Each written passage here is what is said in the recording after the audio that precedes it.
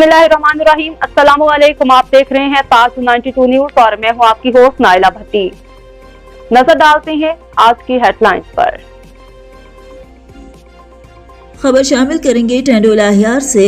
तारिक हमीद अब्बासी की रिपोर्ट के मुताबिक Sindh inter school league cricket tournament 2021-2022 ज़ेर एहतमाम organiser by Sindh cricket association PCB Tando Allahyar SST public school Rashidabad में जारी टूर्नामेंट के दौरान एसएसटी पब्लिक स्कूल राशिदाबाद ने अपने ग्रुप के तीनों मैच जीतकर ग्रुप चैंपियन होने का एहसास हासिल कर लिया। मैच का टॉस एसएसटी पब्लिक स्कूल ने government boys high school Pak Singhar को हराकर चैंपियन होने का एहसास हासिल किया, जबकि दूसरा match Sindh inter school league cricket tournament 2021-2022 organise Sindh cricket association CCA Hyderabad district Tando Allahyar के दरमियान खेला गया, जिसमें the foundation grammar high school ने government high school Pak Singhar को बासानी हराकर मैच अपने नाम कर लिया।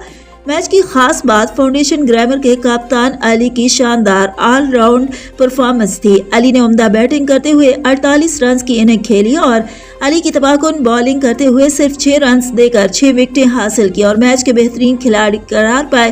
ग्रुप बी के दूसरे और अहम मैच में ईगल ग्रामर स्कूल ने सनसनीखेज मुकाबले के बाद गवर्नमेंट बॉयज हाई स्कूल बकीरा शरीफ को 3 रन से हरा दिया। मैच की खास बात मोहम्मद हमाम खान की शानदार बैटिंग और अफान की उम्दा ऑल राउंड कारकर्दगी थी। ईगल हाउस ने पहले बैटिंग करते हुए 183 रन स्कोर किए।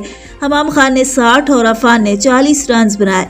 जवाब में गवर्नमेंट बॉयज स्कूल बकीरा शरीफ के तमाम खिलाड़ियों ने जमकर मुकाबला किया, मगर आखिरी ओवर में अहमद वलीद की शानदार बॉलिंग की वजह से मतलूबा हदफ हासिल न कर सके। अहमद ने मतलूबा स्कोर 11 का दिफा बेहतरीन तरीके से किया और सिर्फ 8 रन देकर 2 विकेट हासिल की और जीत में अहम किरदार अदा किया।